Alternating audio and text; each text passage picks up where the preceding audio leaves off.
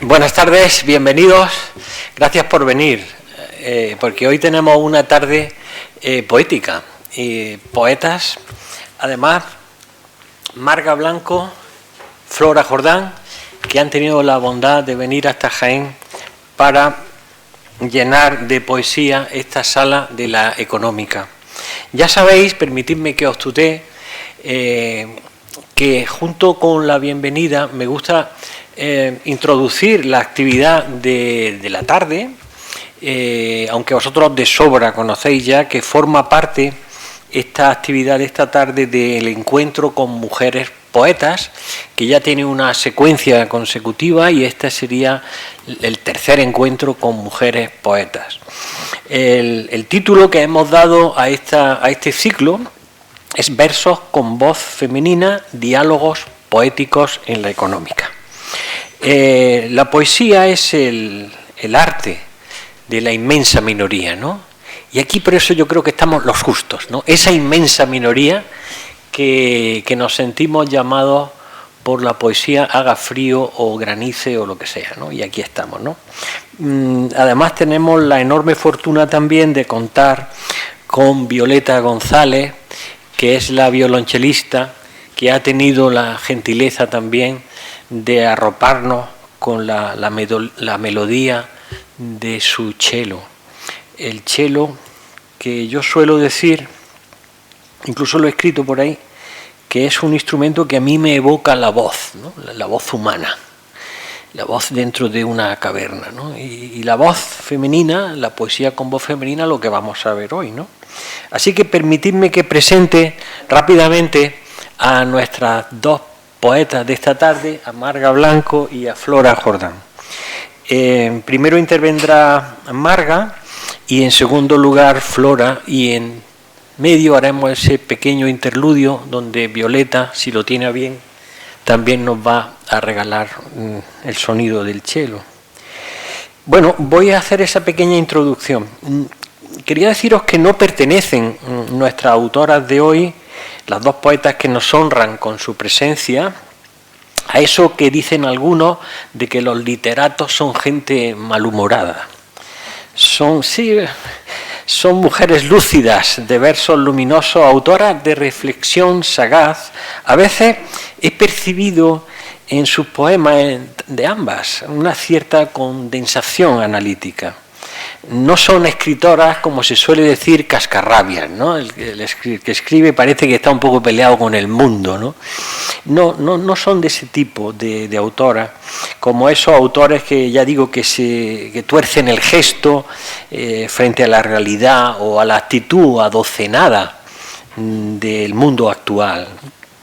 Ambas son emblema de sensibilidad literaria, de valentía, de originalidad y de construcciones literarias sólidas, lo vais a ver enseguida, y de excelentes versos. Por eso están ellas aquí esta tarde. Versos que despiertan el interés por la poesía. Son dos mujeres de mirada inteligente e inquieta, comprometidas, y que tienen una profundidad que yo diría inclasificable. Y creo que ambas, las dos, son inspiradoras. De hecho, yo releyendo sus estrofas, la obra de Marga y la de Flora, tengo que deciros que se ha despertado en mí, que ya sabéis que también a veces versifico, el deseo de escribir, ¿no? Por eso quiero pensar que ambas son dos autoras, dos poetas inspiradoras. En primer lugar voy a presentar a Marga, que es la que primero va a tomar la palabra, si os parece bien. Ella es profesora de lengua española y de literatura de enseñanza secundaria, ha publicado en Un continente cualquiera en el año 97, finalista del premio Federico García Lorca de Poesía de la Universidad de Granada, A cierta distancia, un año después, Mirando pájaros, que es un libro magnífico, en el 2003, ha sido incluida, entre otras, en las antologías Millennium, Ultimísima Poesía Española y La Voz Ilimitada, antología de poetas españolas, que tuvo el acierto de seleccionar quien estuvo aquí hace poco, hace una semana, estuvo aquí José María Balcells, precisamente. Sí, hablándonos de Lorca y la tauromaquia, nos habló, muy interesante. Marga Blanco ha sido columnista, eso nos vincula también, ha sido columnista del diario Granada Hoy desde 2003 a 2005 y también ha publicado un libro de recopilación de columnas que tiene el título Ojo Avizor. Ha publicado también la guía didáctica sobre el poeta Luis Rosales, Cosas que yo más quería, en 2010.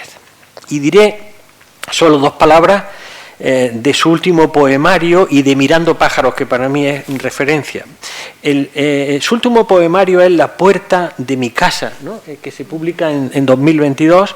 En él yo creo que despliega las alas de una subjetividad en relación tan fluida, tan estrecha con el dolor, la pérdida, que es capaz de acoger la tristeza propia o la del otro, consciente de que la dignidad y la cercanía humanas nada tienen que ver con la felicidad sentimentaloide del imperativo consumista.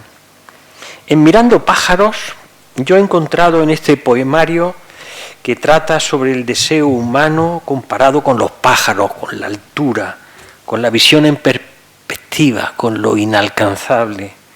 En esta obra Marga nos habla de nosotros mientras habla de ella, con un personaje poético que yo creo que ya forma parte del imaginario. Así que muchas gracias. Marga, tienes la palabra. Pues muchas gracias a vosotros, a José Ángel, por supuesto, por las palabras tan amables que ha dirigido hacia mí, por la invitación, a Flora, que nos puso en conexión y que siempre es un apoyo tener a poetas, amigas cerca. Y, por supuesto, a ustedes que están hoy aquí. A mí me ha encantado venir a Jaén. Vengo desde Granada, con lo cual he podido venirme antes, darme un paseo por la catedral. Me gusta mucho pasear por aquí. Y bueno, pues voy a empezar leyendo y hablando un poco de lo que nos atañe hoy, ¿no? Que es la feminidad. Por cierto, que le digo a José Ángel que lleva razón en que hay muchos escritores que son cascarrabias, pero debemos reconocer que la mayoría son hombres. Tengo que decirlo así, la mayoría de las mujeres que conozco que escriben no son cascarrabias. Entonces, la diferencia abismal es esa. Y bueno, también que se me ha olvidado dar las gracias a la chelista Violeta González, porque ha sido una introducción preciosa la que ha hecho, y bueno, pues empezar hablando justamente de la feminidad, de esa idea que tenemos todos, de cómo se va forjando la feminidad. Yo recuerdo que cuando era niña el libro que más me gustaba era Mujercitas, me lo llevaba con mucha frecuencia a mi casa, y en parte era porque encontraba referentes femeninos, porque claro, eran mujeres las protagonistas. Estábamos acostumbrados y acostumbradas, sobre todo las niñas, a que todas las referencias eran masculinas, era un mundo más protagonizado por los niños, y estaba deseando ver una película o leer un libro en el que las protagonistas fueran niñas. De eso un poco voy a hablar y voy a recitar. Voy a empezar recitando un poema que yo publiqué cuando era muy jovencilla, con el que quedé finalista del premio Federico García Lorca, que se titula Tu mano. Es bien sabido que las niñas tienen como superhéroe a su padre. No es que es verdad, es que las niñas somos más padreras y los niños son más madreros. Yo creo que sí, que se cumple en la mayoría de los casos. Y yo pues le escribí un poema a mi padre, que desgraciadamente falleció cuando era muy joven, pero tenía muchos recuerdos hechos con él, y escribí este poema que se titula Tu mano, y es un poco para que vean ese punto de vista de la niña, ¿no?, que adora, admira a su padre. Dice el poema así: tu mano todavía me aprieta, camino de aquella oficina con parqué de lujo, mensajero para llevar papeles, y a tu niña de 6 años, tu mano que me dirigía fuera de los confines del barrio por Plaza Mariana, mientras yo descubría asombrada que hay gente que se deja limpiar los zapatos.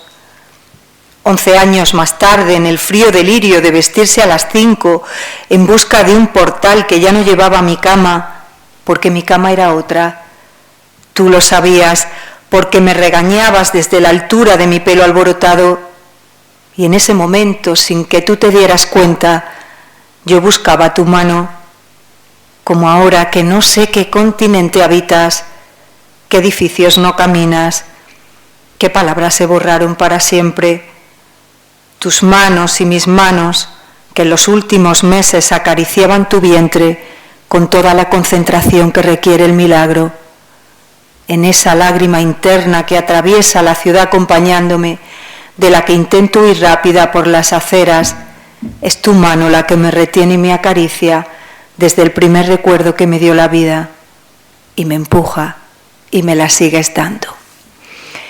Ese es un poema que yo considero que es muchas veces, ¿no?, cuando hablamos de la feminidad, ¿no?, cuando hablamos de ser feminista, de buscar la igualdad, y es tener una visión que es propia de la feminidad, ¿no?, de ese yo, de ese sujeto que es una niña y que ve a su padre como su primer amor, ¿no?, en definitiva.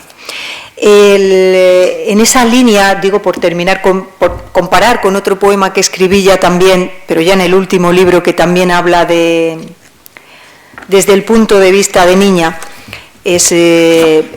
voy a leer un poema que se titula Magia y derrota. Es un poema que yo durante mucho tiempo, cuando era niña, tenía una serie de tics que luego me di cuenta que eran normales, pero yo estuve muy preocupada un tiempo, porque yo creía que podía con todo, pues de la misma forma que iba por la acera y consideraba que si me salía de tal recuadro pues caía a un abismo, pues también pensaba que tenía que ayudaba a los demás y rezaba tantas veces, o me persignaba, o luego me enteré que eso por lo visto es bastante común en la infancia, que no es que estaba chala, vaya, y me alegré mucho de saberlo. Y escribí este poema que trata un poco de eso. Ya la vida me había dado algunos palos cuando escribí este otro poema, y habla un poco de eso, también de la pérdida, pero ya desde un punto de vista de más madurez. Magia y derrota. Cuando escuchaba la sirena de una ambulancia o el pitido de un coche, pañuelo blanco por la ventanilla que siempre parecía impregnado de sangre, me persignaba 30 o 40 veces y salvaba un herido. A mis padres los protegía de la carretera. Mi madre solía parar en las curvas al regreso del pueblo los domingos. Yo cruzaba las piernas bajo el escritorio. Con frecuencia perdía las cuentas de las veces y lograba salvarlos. Una noche de luna azul incluso puse a salvo a gran parte de mi familia. Bajé de 2 en 2 las escaleras, me paré en el rellano de la vecina y mascullé entre lloros mis oraciones. Con el tiempo perdí el poder de salvar a nadie. De hecho, algunos habéis quedado por siempre en el camino. Ya no tengo el don de las piernas cruzadas, ni el de la geometría de los dedos en la frente. Ya solo podría salvarme si uso trucos sin magia, cogerme del brazo, tirarme del pelo e intentar alejarme para siempre de los pensamientos que me acribillan. Voy a pasarle la palabra a mi compañera Flora, a José Ángel. Sí, muy bien, gracias. Sí, quiero un poco... Fantástico, ya os dije que era inspiradora. Fue bonito. Bueno, voy a presentaros a Flora Jordán, que está aquí a mi izquierda. Ella es jiennense, nacida en Linares, hace muy poco, como veis, aunque tiene un niñito, ¿no?, que hoy cumple 11 meses, ¿no? 11 meses. Y Flora, como digo, que es paisana nuestra, tiene familia en Torre Brasco Pedro. Flora es licenciada en Filología Hispánica e Inglesa por la Universidad de Salamanca y también ha estudiado en la prestigiosa Universidad Trinity College de Dublín. Ha sido lectora en el King's College School de Londres y en Cambridge. Actualmente es profesora de secundaria. Ella ganó el 31 Premio de Poesía de Cúllar Vega y escribe reseñas en la revista anual de poesía de aquí, de la Diputación de Jaén, una revista muy prestigiosa que dirige Juan Carlos Abril, que también ha estado aquí leyendo poemas, que es Paraíso. Y también en la publicación Cuadernos de Profesores Poetas del Instituto Francisco Ginés de los Ríos de Segovia. De los dos poemarios que yo he frecuentado, voy a citar el primero. Se titula, fijaros qué título más interesante, No todo es poesía en Granada. En esta obra Flora Jordán alumbra un libro que nos hace pasear por la ciudad de Granada con un amor roto y con la memoria a flor de piel.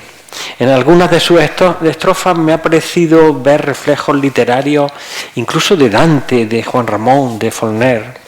Un libro que canta a esa ciudad donde algunos hemos estudiado y también nos dejamos parte del corazón, y que muestra los paseos de una persona que ha puesto 1001 ilusiones en una relación que finalmente acaba. Aunque no puede evitar vincular rincones de la ciudad granadina con aquella historia rota, pero vivida. Y el libro que también me parece interesante que podamos reseñar es El mal hábito de ser cuatro manos. Este es un libro de madurez, me parece un libro maduro, donde Flora convive la luz de un viaje interior con la hondura de las palabras que ella va trayendo de otra época, también de otra época de su vida, y todo como si fuera un mismo paisaje, un paisaje que conforme lo miramos lo vamos descubriendo. Es un libro verdaderamente delicioso. Gracias, Flora, tienes la palabra. Muchísimas gracias de verdad por estas palabras tan generosas. Gracias a todos los presentes por estar hoy aquí en una tarde-noche tan fría. Es un placer de verdad volver aquí a Jaén después de 3 años. Habíamos venido a la carrera de San Antón, que nos gustó muchísimo. Corrieron mi hermano y mi pareja que está aquí y nos encantó. Y bueno, mi conexión con Jaén pues es rotunda, ¿no? Es mi raíz. Es verdad que yo nunca he vivido luego en Jaén, esto es curioso, ¿no? Soy jienense, pero una jienense un poco atípica, porque cuando estoy en Ronda, que es donde me he criado, en Ronda, en Málaga, me dicen, tú no eres malagueña. Y cuando estoy en Jaén, tú no eres jienense del todo. Digo, bueno, tengo el corazón partido entre las dos Andalucías, ¿no? La Andalucía del occidente y la del oriente, que como sabéis son muy distintas, ¿no? En su forma de sentir, de vivir, en sus tradiciones. Yo creo que son dos Andalucías que son muy diferentes, pero bueno, que conviven bien. Entonces es curioso porque mi acento varía. Entonces yo llego aquí a Jaén y de repente veo que mis vocales ya se abren más. Cuando hablo con mis primos ya de repente la A y la E ya, ¿no? Entonces me lo noto y es curiosísimo cómo hago esa, desde el punto de vista filológico es muy curioso también esa acomodación lingüística, ¿no? Según en qué contexto estoy. Es muy, muy, muy curioso. De verdad que me sale natural, que no lo esfuerzo. Cuando estoy en Ronda, por ejemplo, recuerdo que mi padre me regañaba muchísimo cuando yo aspiraba la J. Sabéis que aquí se pronuncia mucho la J, en Málaga es quedar con la gente, por ejemplo. Claro, y mi padre, por ejemplo, la gente. No, papá, que es que yo soy rondeña, que es que yo me criaba aquí. Bueno, es una curiosidad, pero para que veáis siempre esa mezcla de Jaén, de Torre Blasco Pedro. Mi familia entera es de la Torre. Yo me llamo Flora por mi abuela Flora, que la pobre no puede estar aquí, es muy mayor. Me encantaría que hoy pudiera acompañarnos, pero no puede. Y bueno, y toda mi familia, claro, mis tíos, vengo de una familia bastante extensa. Soy la nieta de Tragaduro y la nieta de Ángela. Si vais a la Torre alguna vez, esa soy yo, por definición. ¿Tú de quién eres? Pues la nieta de Ángela y la nieta de Tragaduro. En fin, pues eso es para que me ubiquéis un poquillo. Luego he dado muchas vueltas en la vida, ¿no? O sea, nací en Linares, pero Con 40 días mis padres ya me montaron en el avión, nos fuimos para Canarias, vivimos allí, bueno, mis padres 8 años, yo hasta los 4 años y medio, y luego pues ya terminamos en Ronda por pura casualidad, porque mi madre es maestra, le dieron ese destino, la idea era irse acercando aquí a Jaén, pero ya nos quedamos en Ronda para siempre, ¿no? Porque, bueno, mi padre tenía una gestoría y ya pues nos quedamos allí para siempre. Entonces soy rondeña de corazón también, hay que decirlo, pero Jaén para mí es la verdadera raíz. Entonces creo que voy a empezar con un poema, si os parece bien, del primer libro, del mal hábito de ser cuatro manos, que me has dicho que es un libro de madurez que me ha gustado mucho, es un libro que pensé mucho en publicar. Fue el primer poemario, pero de verdad está pensado mucho porque yo no había dado el salto de la publicación, me daba mucho miedo. Creo que muchas mujeres tenemos también esa cosilla que se nos dice, bueno, tú escribe pero en privado, tú no publiques, tú no te expongas, ¿no? Y creo que eso me ha perseguido también durante mucho tiempo. Creo que las mujeres tenemos que exponernos, tenemos que publicar, tenemos que compartir nuestros versos y bueno, yo espero que les guste. Y esto es, bueno, un poema en el que recorro a todas las mujeres de mi familia, entonces un homenaje también al 25N, que fue ayer, que ahora como madre leo desde otro punto de vista, porque cuando lo escribí todavía no era madre, fue en el 2019. Y ahora que lo releo digo, ahora tiene un peso distinto. Se titula Alma Mater. Fue mi madre, y la madre de mi madre, y la bisabuela de la madre de mi madre quienes me han besado la frente, la herencia de besar a quienes importan. Desde el día en que nací, en aquel hospital de minas, de cobre y olivos, de la nada o de la tierra salieron, y solas salieron adelante en la posguerra. Un marido muerto, 7 hijos y más de 4 abortos. Esta es la herencia que me besaba la frente, a la que pedía no cerrar la puerta del todo. Me queda seguir luchando en el nombre de esas mujeres, besar la frente de quienes quiero con su supervivencia, la frente de un país precario, crisis, la frente de un futuro poco recomendable. Besar todo esto con estos labios heredados de mi madre y de la madre de mi madre y de la bisabuela de la madre de mi madre, para que el futuro sea una puerta sin cerrar, para que haya alguien que pida mantenerla abierta. Besar todo esto con sus labios heredados para hacerla sobrevivir, o al menos para no decepcionarlas.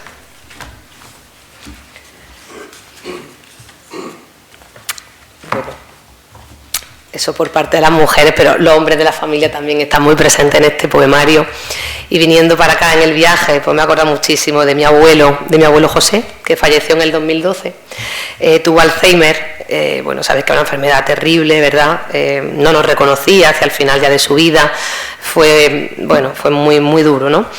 Y este poema es un homenaje también a otro escritor jienense de allí de mi pueblo, que publicó un libro titulado El 8 de enero, no sé si recordarán que fue finalista del Planeta hace muchos años.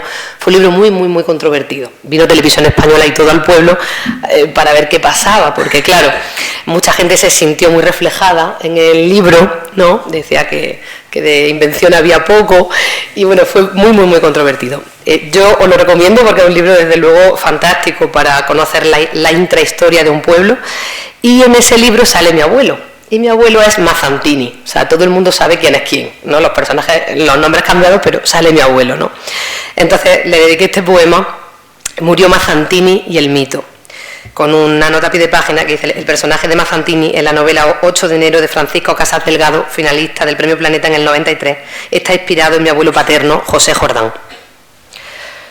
Murió Mazzantini y el mito, una tarde de lluvia y de batas blancas.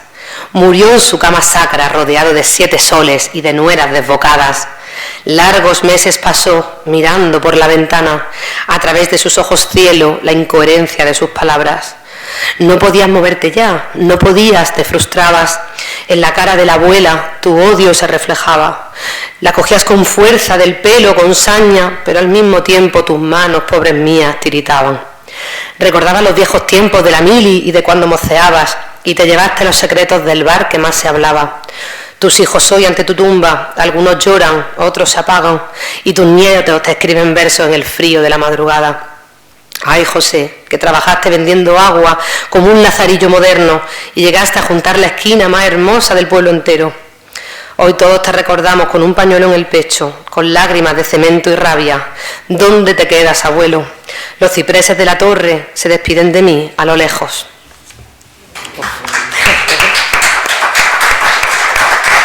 Gracias. Este es tragaduro, por cierto. Este es Mazantini en el libro, pero tragaduro para el resto del pueblo. Bueno, muchísimas gracias también aquí a Marga. Perdona que me he emocionado acordándome de mi abuelo muchísimo. Hacía mucho que no me acordaba de él. Marga, de verdad, gracias por estar aquí. Me ha emocionado mucho ese poema hacia tu padre, tu mano. Un poema con esa hondura que tú tienes en la poesía. Ya sabes que la admiro muchísimo y que la admiro en lo personal también, porque es que venía viajando para acá y me acordaba de cómo me trataba en el embarazo, Marga, y es que no hay palabras, ¿no?, para definir esa seguridad, esa paz que me daba. Y me alegro mucho de que estemos hoy aquí juntas en la Económica leyendo nuestros versos. Así que, si me permite un último poema, porque justo de este libro, porque yo tengo un poema a mi padre que me ha conectado mucho con el que has leído, pero sí que quiero recalcar algo. Y es que, aunque es verdad que las niñas a veces somos de los padres, yo he tenido una relación muy compleja con el mío y a veces me siento mal, ¿no?, por esto. No sé, no nos hemos entendido a veces bien, hemos tenido nuestras etapas. Creo que también mi padre es víctima también de su propia educación un poco patriarcal, ¿no? Los hombres de la de mi padre, bueno, tiene 65, ¿no?, han recibido una educación pues quizá muy autoritaria, muy severa, ¿no?, y él me ha transmitido a veces ese punto de distancia, y yo quizá quería un padre más cercano, más... Yo sé que él me quiere, por supuesto, y yo a él también, pero a veces es muy serio, muy duro. Y entonces la manera que mi padre tenía de acercarse a mí cuando era más pequeña era a través del arte, de la literatura, de los libros y de la historia. Mi padre es un gran lector y un gran amante de la historia. Entonces, de pequeña me llevaba a Cástulo, que conocerán todo el yacimiento arqueológico que hay entre Linares y mi pueblo, que tenemos ahí un tesoro que, Marga, por cierto, te tengo que llevar porque si no lo conoces vas a alucinar. Además, recientemente se ha descubierto el mosaico de los amores, que ha sido el gran tesoro, ¿no?, por descubrir. Y entonces mi padre me llevaba allí de pequeña, cuando aquello no estaba ni vallado ni nada. La gente de la torre se llevaba las monedas de los romanos, y dices, así la oliva hacía así, salían monedas. Digo, madre mía. O la gente de la torre tiene en los patios, tiene pues vasijas romanas, o sea, un saqueo total, ¿no? Pero, claro, el hecho de llegar a la ruina directamente, como llegaban los románticos en el siglo XIX, sin valla, sin ticket de entrada, era mágico realmente, ¿no? Yo creo que, José Ángel, cuando me decías el otro día por teléfono que había estado con Juan en Lava, que te había invitado a medir castillos de la provincia de Jaén, digo, es que eso es, vamos a ver, eso es algo épico, es una experiencia épica, o sea, en sí misma. Entonces, yo de pequeña recuerdo ir a Cástulo, pues claro, con una emoción, con unas ganas de aprender más de qué había pasado allí, de qué restos había. Yo no entendía mucho tampoco. Pasaba como cuando tú venías aquí a la Económica de pequeño, ¿no? Pero sí que aquello me fascinaba. A mí la arqueología me ha gustado siempre mucho y es gracias a él, a mi padre. Y luego hice un campo de trabajo. En el año 2008 estuve con una arqueóloga descubriendo algunos de los tesoros que hay por allí. Pero claro, en el 2008 estamos hablando de la crisis económica brutal. Había muy poco dinero para estas cosas, para los yacimientos arqueológicos. Y es muy curioso, teníamos que marcar, si encontrábamos algo, una vasija, una cerámica, teníamos que marcarla en un plano y volver a enterrar aquello. Eso era terrible. Yo decía, ¿pero cómo vamos a hacer esto? Decía la arqueóloga, es que ahí es donde mejor se va a conservar ahora mismo si no hay dinero para sacarlo. Digo, ¿de verdad? Digo, pero es que hemos encontrado esto. Y dice, Flora, echa la tierra encima.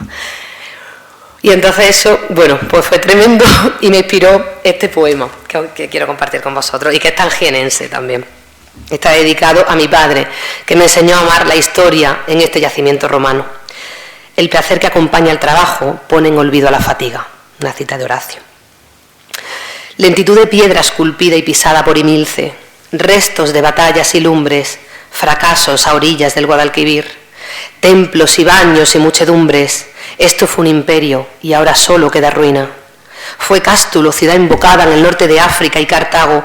Sudamos en el insolente sol de agosto al borde de las eras. Medimos con arqueología precaria los muros y los hallazgos. Hubo que enterrar la cerámica por falta de fondos. Las crisis se suceden por los siglos de los siglos. Marqué en un mapa el lugar exacto. Tengo el tesoro de Aníbal. ¿Quién hará un poema al mosaico de los amores? ¿Quién lo llevará al Museo de Linares? Oh, la España rural y del compromiso. Muchas gracias. Muchas gracias. Te doy las palabras. Vamos a hacer otro, Sí, parece? Y ahora seguís. Sí, claro, claro. Perdona, que me apoyo mucho. La tierra me ha tirado aquí mucho, ¿eh? La raíz está ahí. Están ahí.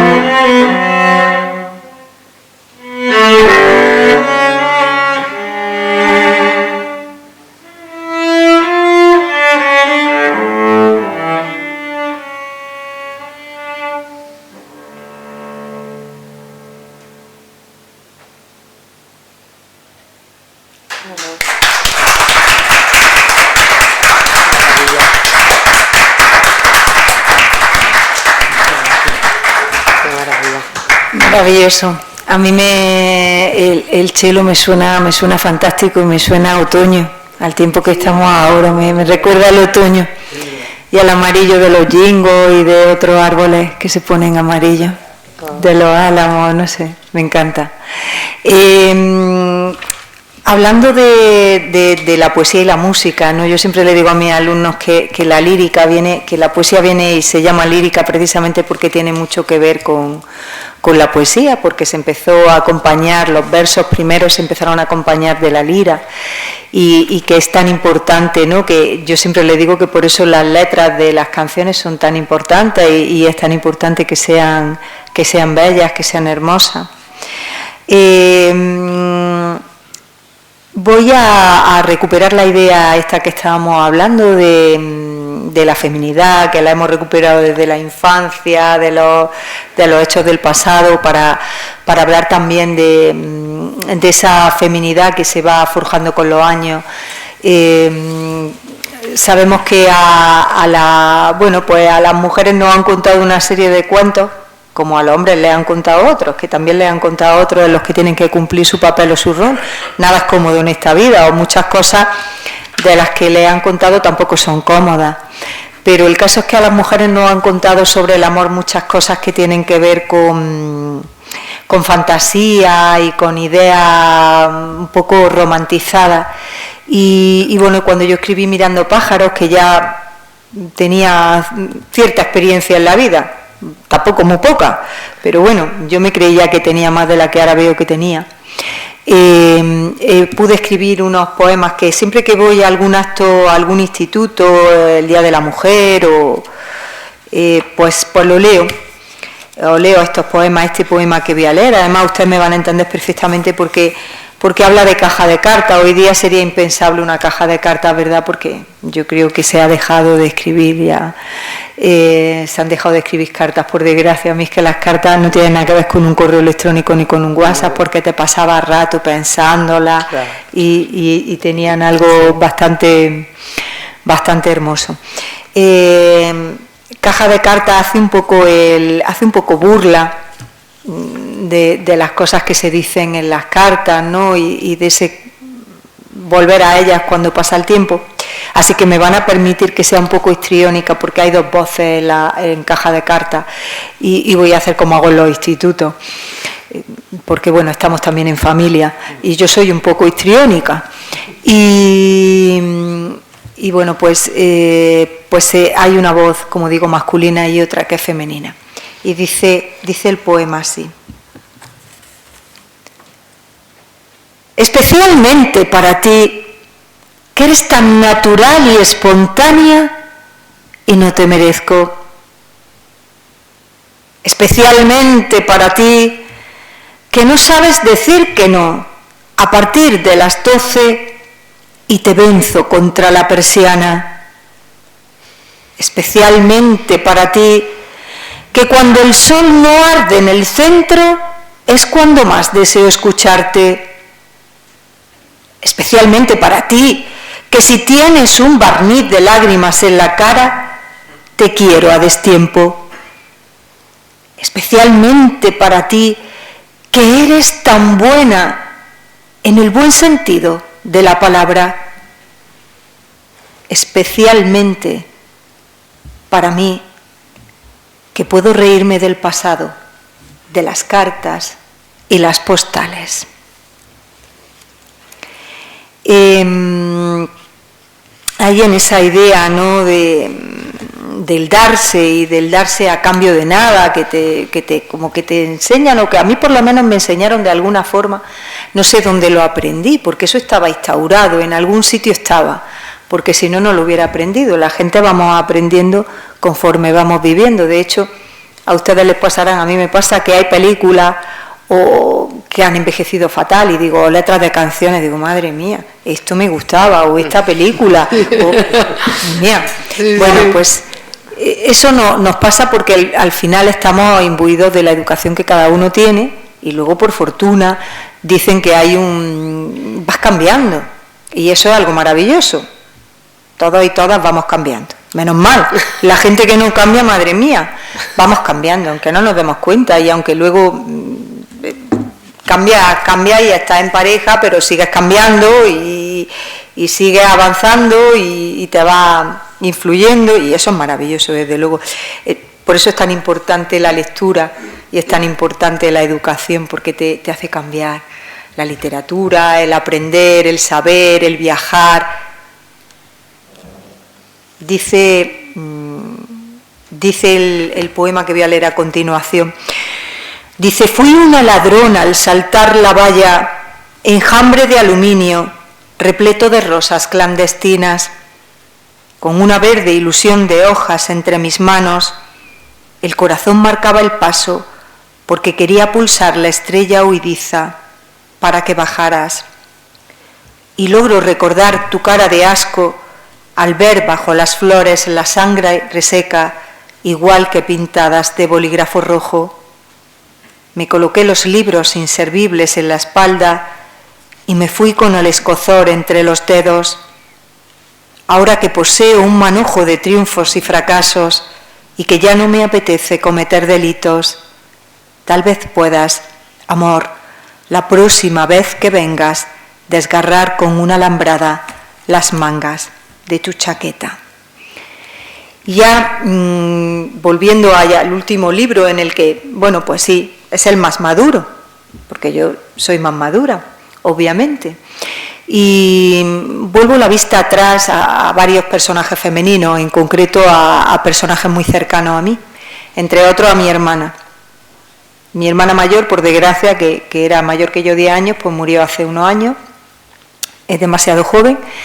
Y para mí era una persona muy importante porque, bueno, pues nosotros éramos 6 hermanos y ella era de las mayores y pues lo típico que pasaba en aquella época. Era mujer y se hizo un poco cargo. Cuando mi madre empezó a trabajar, pues se hizo cargo de nosotros de una forma importante y bueno, pues estuvo abocada a dejar de estudiar, siendo una persona con mucha cultura, que escribía fantásticamente bien, se vio abocada un poco a cuidarnos, ¿por qué no?, a casarse más joven de lo que hoy día se casa la gente también. Y bueno, pues escribí este poema pensando en ella, que se titula A la hora que salían los soldados. Bueno, y quería decir también una cosa. A veces hay gente que está todo el tiempo diciendo que las cosas del pasado eran mejores. No es verdad. Hay cosas del pasado que eran peores que ahora. No me gusta tampoco decir que ahora todo es mejor, claro que no. Pero no es verdad que el pasado, que cualquier tiempo pasado fuera mejor. Las cosas han ido cambiando en muchos aspectos para bien, creo yo, ¿no? Sí, sí, sí. Vamos. Y de hecho, a mí en algunos aspectos, cuando veo a mi alumna o a mi hijo, o sea, a mi hija o a los alumnos en general, digo, qué suerte tienen de ciertas cosas vivirla ahora de otra forma. En fin, es que es una reflexión, porque todos tendemos a idealizar nuestra juventud, lógicamente, pero hasta cierto punto. Sí, sí. A la hora que salían los soldados, me dejaste sola a la peor edad, cuando me dejaba de gustar el amarillo. Un día empezaste a salir a la hora que tenían permiso los soldados. Yo esperaba ir al cine contigo y llorar al final de la película. Dejaron de sonar canciones francesas en la casa, amigas y pistas de baile lento. Te marchaste a la hora que salían los soldados. Un día te llevaste tu gabardina y las tapas desgastadas de tus tacones de aguja. Ya no leí mis poemas a nadie. Se rieron. Solo tú sabías lo que vale un pequeño copo de nieve. Cuando volviste al año embarazada, me miraste hacia abajo desde el espejo y supe que no habías logrado escapar, pero que te habías ido para siempre.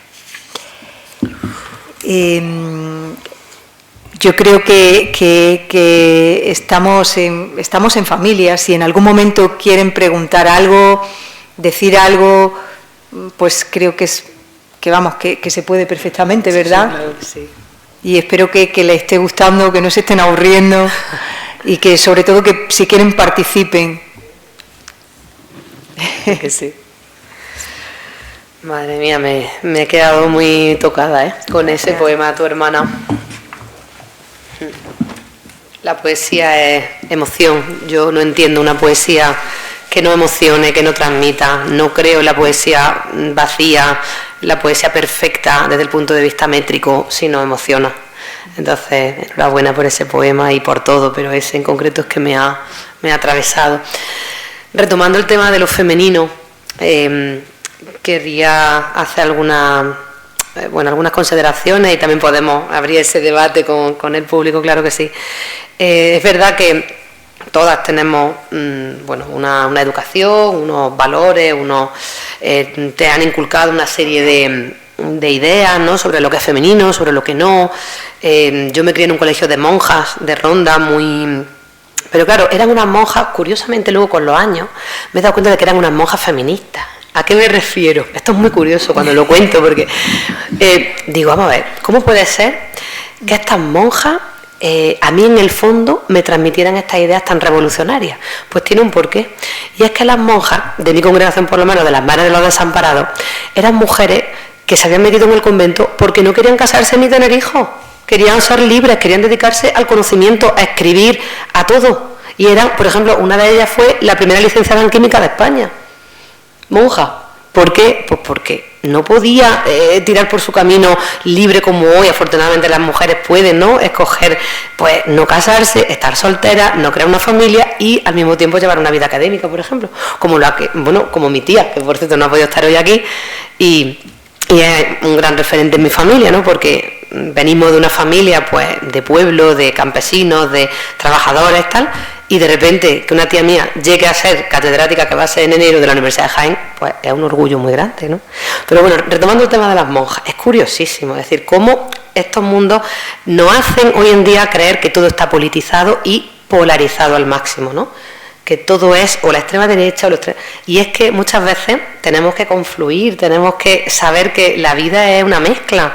Yo que tanto criticaba a la Iglesia, ¿no? Yo criticaba un poco a la Iglesia, pero luego he dicho, pero es que estas monjas me transmitieron unos valores de libertad en lo femenino muy grandes. Podíamos hablar además con ellas de todo, del aborto, de todo, ¿eh? Yo me acuerdo un cuarto de eso, salió una vez un debate y digo, ¿y estas monjas hablando del aborto? Pues sí, no nos reñían ni... Al contrario, sí. ¿Y quiere decir algo? No sabía si iba a levantar la mano o... ¿Sí? ¿No? Vale, perdone. Y entonces, retomando eso, creo que he tenido modelos, por un lado, muy tradicionales, pero por otro, muy revolucionarios, de mujeres muy libres. Teníamos pocos referentes femeninos, es verdad que en la literatura o en las películas, sí, pues pocas mujeres. Yo me acuerdo cuando me preguntaban con 13 o 14 años, ¿tú qué quieres ser cuando seas mayor? Y yo decía, yo Maruja Torres. Porque era una de mis pocas mujeres escritoras que yo leía, pues todo en su columna, todo, pero es que era de las poquísimas mujeres que yo leía. No, yo quiero ser como Maruja Torres, mi padre dice, pero tú sabes que eres Maruja Torres de verdad. Digo, no, pero la leo, me gusta y quiero ser como ella. Y entonces, bueno, pues sí que es verdad que ser mujer y escritora históricamente ha estado muy mal visto, como saben, ¿no? Muy mal visto, o sea, no tenía buena prensa ser escritora, de nunca. O sea, todas las escritoras además inglesas, por ejemplo, terminaban fatal, suicidándose. Virginia Woolf, Sylvia Plath, o sea, todas trastornadas. ¿Pero por qué? Porque muchas veces no encontraban una comprensión en la sociedad, no encontraban ese camino, ¿no?, de expresar su lado creativo, porque eso parece que estaba reservado al hombre. Entonces eran mujeres, claro, que terminaban locas. Es que puedes terminar loca si se te cercena tu lado creativo, ¿no? Yo quería también introducir una variante más dentro de lo femenino, que es la maternidad. Y quería preguntarle también aquí a Marga, cómo la maternidad te transforma en unos niveles claro, que es que todo lo creativo, por ejemplo, todo esto, pasa a un cuarto o quinto plano, incluso cuando te interesa muchísimo, como en mi caso, ¿no? Porque todo lo prioritario es tu hijo. O sea, tu eje ya no eres tú, es él. O sea, es un cambio de eje.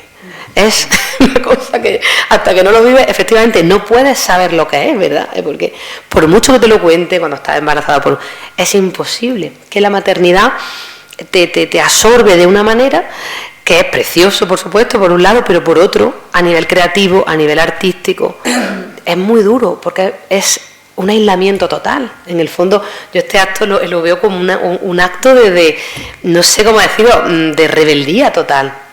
Un acto público, ahora mismo he vuelto a la vida pública. Siento como que he estado 2 años encapsulada, claro, pero porque estás en cuidar a una personita muy pequeña, un bebé, sus pañales, estás en eso, en lo material, además muy en lo material y en lo afectivo, pero poco en lo intelectual. Entonces yo tenía mucho miedo de venir aquí y que mi cabeza fuera otra, porque mi cabeza es otra después de ser madre. La cabeza te cambia total. O sea, no solamente en lo físico, el cuerpo. Yo creo que se habla mucho de los cambios físicos en la mujer, pero de los cambios mentales y del cambio de prioridades y el cambio de, no sé, también de la forma de leer un libro de nuevo. El poco tiempo que tenemos de leer cuando tienes criaturitas de estas edades. Es decir, creo que es un cambio muy revolucionario y se habla muy poco también de lo maternal y ligado con el arte. A mí muchas mujeres ya más mayores me dicen, pero tú sigues escribiendo, tú sigues. Y yo, pues es que no puedo, es que no tengo tiempo. Y dice, me da igual, tú sigues escribiendo. Y eso me empuja mucho, pero es muy difícil, es verdad que es muy difícil, porque ya la cabeza no está solamente en lo intelectual, ¿no?, o en lo artístico, está en otro compartimento. No sé si con los años cambiará, supongo que sí. Pero quiero lanzarle esta pregunta a Marga, cómo ella, que es una persona con una trayectoria tan espectacular, que ha sido madre, cómo le cambió el cerebro en lo literario, cómo te atravesó la maternidad, porque es verdad que te atraviesa, ¿no? Eres otra persona, es un cambio de identidad radical. O sea, yo soy otra, desde luego, ¿verdad? Todas, no sé, es como que naces de nuevo a la vida. Naces de nuevo, todo lo que había anterior es como una vida pasada, remota, que ya casi ni me acuerdo. Entonces, bueno, y también, por supuesto, con todas las presentes, si quieren compartir su idea de maternidad, o si antes de ser madre hacían algún tipo, por ejemplo, de actividad pues, musical o creativa, y cómo a veces se para todo esto, porque es que no hay tiempo, que hay muy poquito tiempo. Y reclamamos esa habitación propia de Virginia Woolf, ¿no? Esa habitación propia, pero ¿cómo? Maternando es muy difícil tener una habitación propia, o sea, maternar y seguir a Virginia Woolf es muy difícil, ¿no? Entonces, ¿cómo nos quedamos? ¿Qué término medio hacemos, Marga? Yo creo que a Flora le pasa una cosa, y es que tiene un niño todavía muy pequeño que se despierta mucho de noche.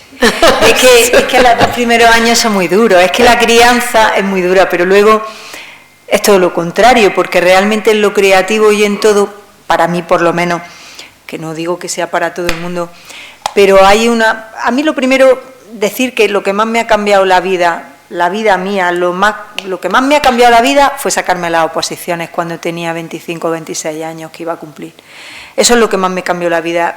Yo, mi hija, claro, cuando dice la gente cambio, da como miedo, porque es verdad que a los 2 primeros años, por eso le digo a Flora que no se tiene que agobiar, porque es que al principio pues es que no tienes tiempo de nada, porque es lógico, estás en una prioridad que es absoluta. Pero realmente luego es todo lo contrario, porque para mí la maternidad la vivo como un acto de amor tan grande. Yo me creía, antes de tener a mi hija, pensaba que la maternidad era como... Yo decía que la gente se volvía más egoísta, ya más ensimismada, y al revés, te vuelves mejor con todo el mundo, porque acabas comprendiendo, no es que quieras a tu niño, es que quieres más a todos los niños. Yo como profesora he mejorado muchísimo, en paciencia, en amor, ¿qué te pasa al revés? Es que no es que tú ya quieras nada más que a lo tuyo, es que como el concepto de amor se hace más extensivo, más profundo, y ahora cuando veo a una criatura, pues me da más ternura que me daba antes de tener a un niño, aunque no sea mío. O sea, quiero decir que para mí es un cambio, pero a positivo, o sea, para bien. Porque es cierto que cualquier acto amoroso que da tantísimo miedo, ¿no? En realidad tener una relación de pareja da miedo. Todo da miedo en esta vida, porque tenemos miedo a que nos vayan a hacer un daño, a que llevarse un desengaño. Todo lo que implica amor implica un riesgo, pero con cualquier persona. Amar siempre es un riesgo. Querer a alguien es un riesgo. Aunque sea una amiga que te ha hecho nueva, es un riesgo. Y ese es el riesgo de que te puede llevar a una decepción, porque todo el mundo al final tenemos miedo a decepcionarnos, a que llevarnos a un chasco. Pero si en realidad si superas ese miedo, realmente todo lo que son las relaciones amorosas, y una de ellas y de las más grandes es tener un hijo o una hija, eso yo creo que te mejora muchísimo la vida, ¿no? Vamos, yo qué sé, yo digo, para mí es que me ha mejorado como mi concepción del mundo, de amorosa. Ahora, ¿cambiarme la vida? No, porque cambiarme la vida fue ser independiente económicamente, eso es lo que más me ha cambiado la vida. Pero tener un hijo o una hija, pues creo que es, pues yo qué sé, es algo extremo en el sentido de que me ha mejorado como persona. No sé si antes que era muy mala, era más buena, creo que no, pero bueno, pero te vuelves más buena persona, creo, ¿no? Muy bien. Sí. Así que Flora, lo que tiene que pasar este tiempo pensando que no pasa nada, que esté 2 años sin escribir, o que escriba menos, o que no tenga tiempo porque esté liada. Yo lo que dices del amor, ese amor que te desborda es precioso, y yo también quiero a veces retener el tiempo y no puedo, claro, porque el niño crece y crece, y veíamos fotos hace unos meses y digo, madre mía, de ternura, y cómo van cambiando tan rápido. No lo cambio por nada, desde luego, es un cambio que no cambio por nada. Pero sí que es verdad que creo que se habla muy poco del cansancio que tiene, que la gente no lo dice, yo creo que no se dice mucho. Y también en redes sociales todo lo que parece de la maternidad es todo bonito, todo con tu niño, ¿no? En el carro, cogiéndolo. Claro, nadie se hace una foto cuando está a las 6 de la mañana o a las 5 berreando, ¿no? Nadie se hace. Entonces, las redes sociales también son muy engañosas en este sentido. No hay que hacer ni caso. Y hay que, sí, yo creo que hay que buscarse esa red, ¿no? De gente que te arrope, tribu, es verdad que necesitas muchas veces gente que te arrope, pero en realidad todo el mundo necesitamos gente que nos arrope, porque yo creo que los hombres también sienten miedo cuando van a tener un niño, pero madre mía, ¿qué es esto? ¿Cómo lo hago? O sea, quiero decir, todo el mundo sentimos miedo ante algo que no conoces, una situación que es nueva, si lo haré bien, si no lo haré. la vas a hacer mal siempre seguro, pero bueno, luego hay muchas cosas que dices, jo, qué alegría te da y qué satisfacción, ¿no? Porque hacen muchas cosas que seguro están bien, y sobre todo cuando ves que se vuelven personitas, que son buenas personas y que dices, mira, son personas que por lo menos no van a ir fastidiando al mundo, ¿no? Sabes seguro que no van a ir por ahí tirando bombas, que no van a llegar a una presidencia donde vayan a hacer verdaderas barbaridades, y eso pues te alegra también mucho, te hace sentir muy satisfecho, satisfecha, ¿no? Qué bonito. Pues yo felicito porque es un lujo veros y escuchar. Muchas gracias, por favor. Y que bien que sea. Bueno, todavía no tiene que leer Flora. No pasa nada, si no. No, y todavía nos tienen que leer algo más. Todavía no hemos... Bueno, pero es que me encanta porque, vamos, yo como digo, cuando voy a clase y algún alumno me piropea, me echa un halago de no hemos enterado, que bien explica, salgo de allí flotando, y voy a salir flotando de aquí. Desde aquí, desde luego que sí. Leernos algo más. Bueno, Algo más.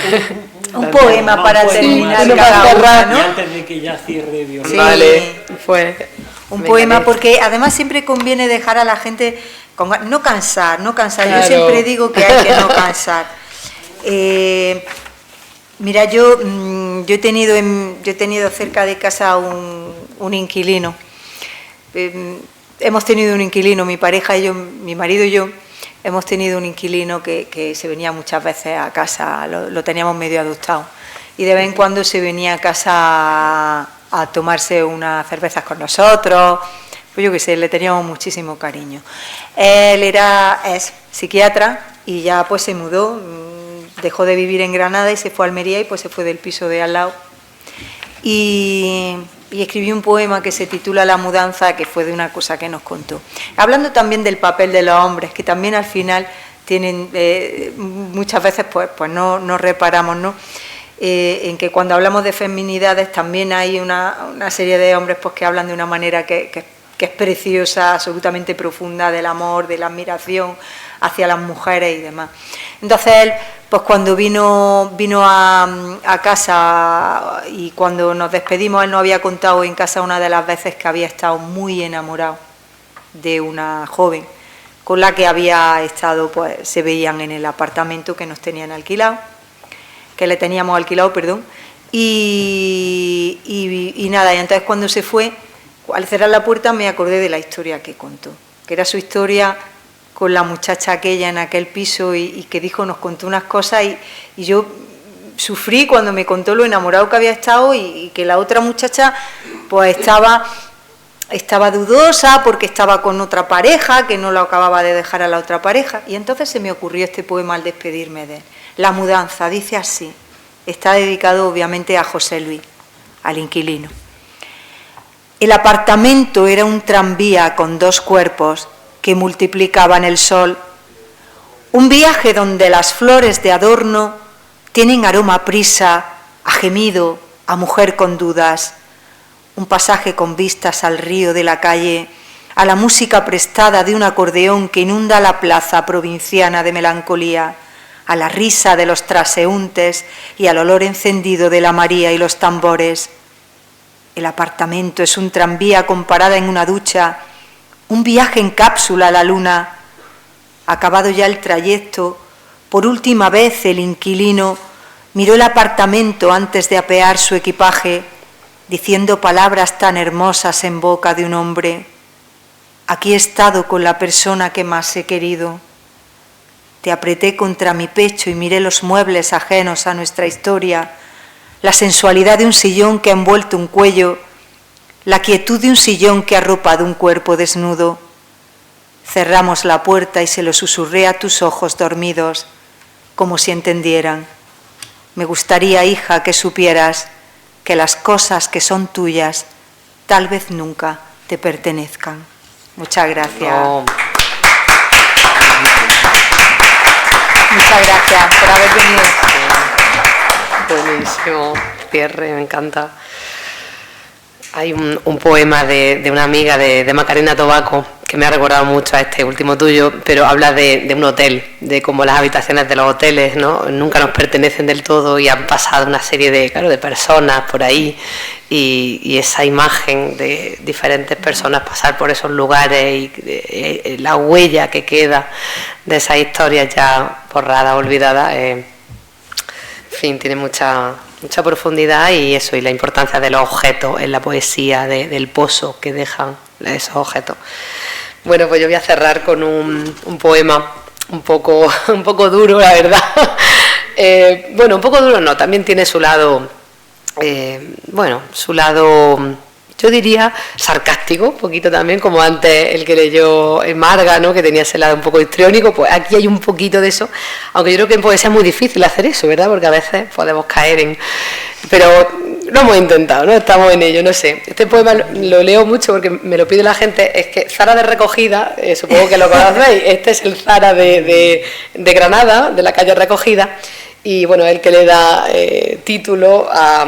Este poema es la base de la portada del poemario, ¿no?, de Noto de Poesía en Granada, que como muy bien ha explicado José Ángel, pues es la historia de una ruptura amorosa, de un renacer y de una mirada un poco rota en la ciudad de Granada, ¿no? Es totalmente algo opuesto, porque fijaos, Granada, ¿no?, con esa belleza en todas las esquinas. Yo no quería hacer un poemario de esa belleza que está tan bien retratada en la pintura, en la poesía.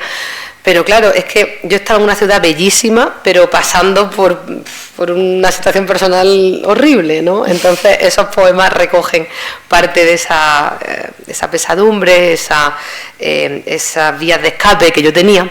Y entonces, bueno, muchas veces las mujeres, y los hombres también supongo, van a Zara no a comprar, sino como una vía de escape, ¿no? O sea, voy a ver tiendas, voy a pasearme, ¿no?, y así no llego a casa tan pronto, ¿no?, que era mi problema.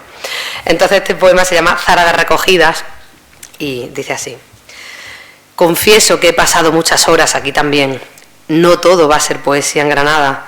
Amancio, deberías saber que tu política de devolución funciona perfectamente. Vas, compras, te lo pruebas en casa, vas a la tienda, lo devuelves, compras más y más. Capitalismo salvaje que se adueña de mis manos. En el fondo tampoco compraba tanto. Solo iba a Zara de Recogidas a sentirme acompañada, a observar a las madres comprar con sus hijas, a pedirle alguna talla a las dependientas, radiantes a todas horas. Mis amigas científicas y anticapitalistas me decían que pasaba mucho tiempo allí, pero es que no quería volver a mi casa y seguir sufriendo la contractura y las desavenencias. Ellas, mis amigas las científicas, en secreto también compraban.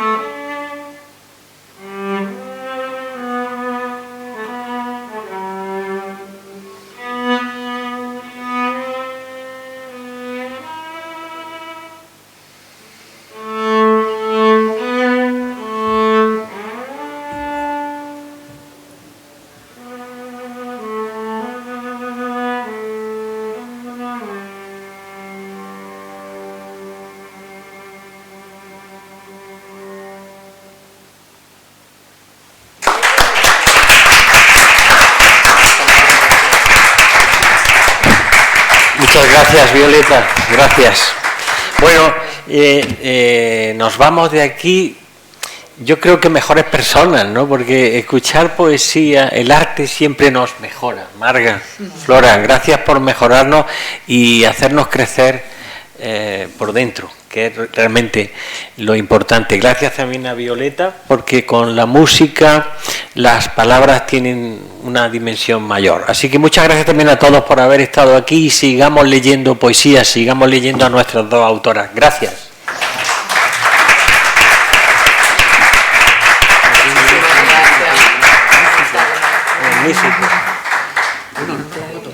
Sí, claro. Sí, Bueno, sí, claro, sí. claro.